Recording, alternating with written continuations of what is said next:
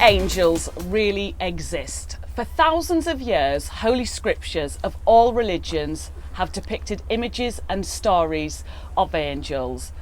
Thousands of people around the world are convinced they've had angelic experiences, which have been widely documented in film, TV, internet and radio.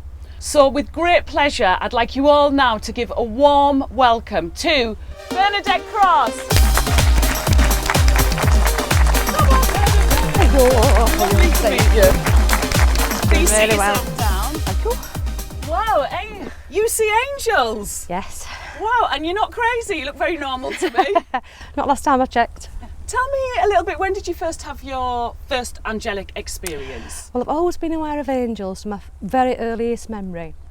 But I do remember when I was about 3 that I was not very well and I slept between my mum and my dad, as kids do, not very well.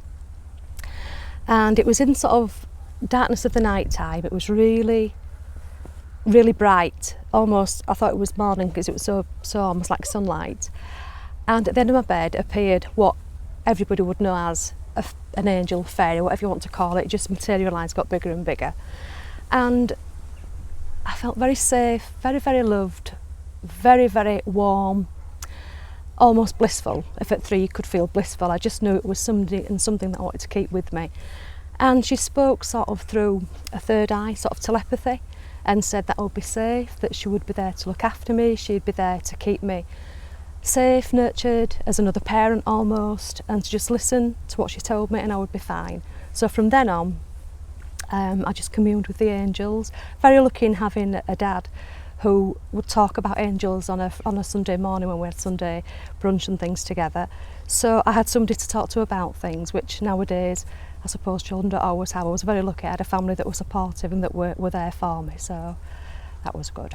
Fantastic. Now, how does that, on a day-to-day basis, do you see angels every day as soon as you wake up? How does it work? It just depends really. I have what I call 2 types of viewing. There's an internal viewing system, which is like if I close my eyes, there's angels everywhere, because you do know it's International Angel Day today. Wow. So there's hundreds of thousands around us all the time. Can you now see angels around all of us, around the audience? Well, behind you I want to say one of your guides is, and don't laugh, is Archangel Michael. Oh, right. It comes with protection, it comes with love, but it also comes because he wants you to spread the word. You're also connected to Archangel Gabriel. Okay. And he's very much about communication. Hey, check me out. So got yes, my own the angels. 2 biggies are there. Yeah, you've got 2 big boys. How can our viewers connect with their angels? Right, okay, a very simple way to me is, bear in mind, I've had losses in my life. I lost my dad when I was 12. I've lost children. It's things that a mother should never have to do. And at times I've lost my faith. But very slowly I've come back in and I've said to God, angels, whoever you believe in, why did you move? And he's always said, we didn't, you did. We've always been here. So that's brought me back to the faith. Just by literally asking. We're all born with what we call free will, and the angels cannot intervene in that. But if you ask your angels for help, I ask for parking spaces, there's nothing too small.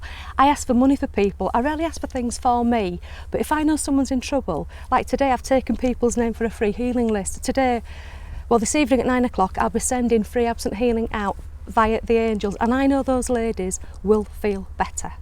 And they will feel better because I'm going to tell them how to make their own little angel table. Wow, so what's this you brought along with you then? Right, well, these are things that I've collected over the years. So is this something our viewer could do then? Yeah, absolutely. I had these as a single mum. I was a single mum for a number of years and money was very, very tight. I recently made this because I was lucky enough. I've got a grandson who's 5 months old, William. We went to the coast and I picked 2 particular little crystals there, 2 little stone crystals.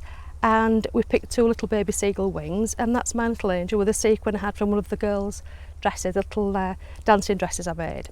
That's a shawl that I picked with my daughter last weekend, so that's meaningful to me. So you're using Mother Nature there and just Absolutely. picking things which... And again, things that are meaningful to you, connected to people that you love that are here or that are beyond, but things that make you feel good and uplifted. So when I look at this, I see my little grandson with his toes in the sand.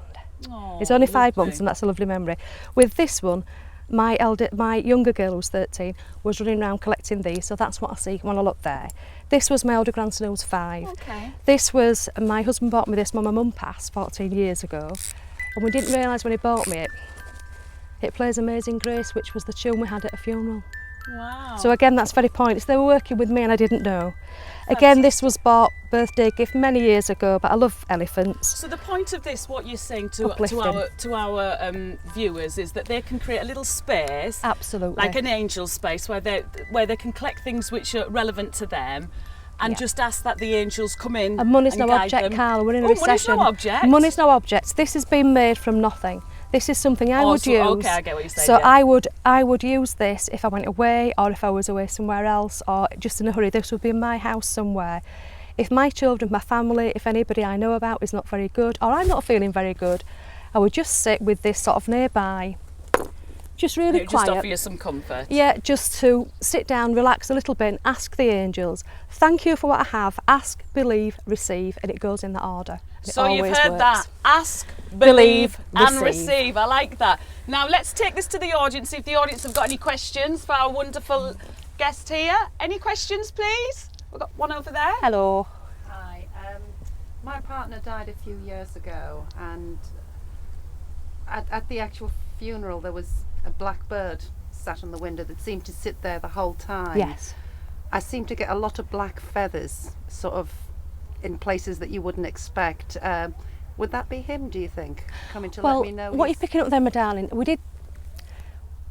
the angels will work with nature. They'll also work with your own energies. Yeah. And when I look at you, my darling, if you don't mind me saying, you're still grieving, would that make sense to you? Yeah. You've not let go of the grief, and around your heart chakra is almost like a dense mist. Yeah. It will lift off. It's not an illness, it's just blocked energy. If you work with the angels, I can send absent healing, I'll pop you on my list, no problem. If you just believe and really ask for that to be lifted, and really believe that there is a rainbow at the end, it will be there for you, because as we pass on, we're born into another life as we're born into this one.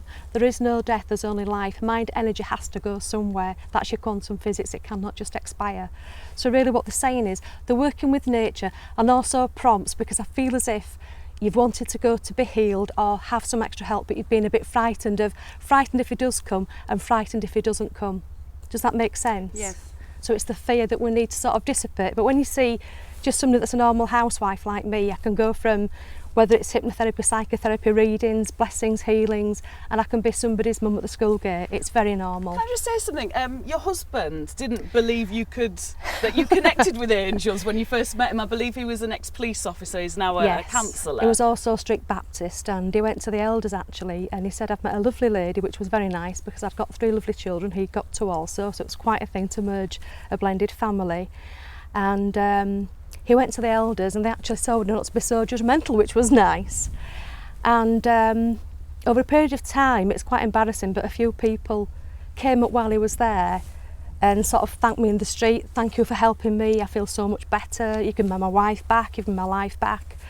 And he just said, after one particular incident that I won't go into because I've not got the lady's permission to discuss it, but after this particular incident he was so overwhelmed. He said, well, if that's what the angels and the healings do, then I will start going to the spiritual church with you. And he became a believer then when he could see he's that left the people Baptist church, I'm sorry, but he has, and he goes with me regularly and he enjoys it. That's brilliant. Please give a warm thank you to Bernadette for joining us today. Thank you.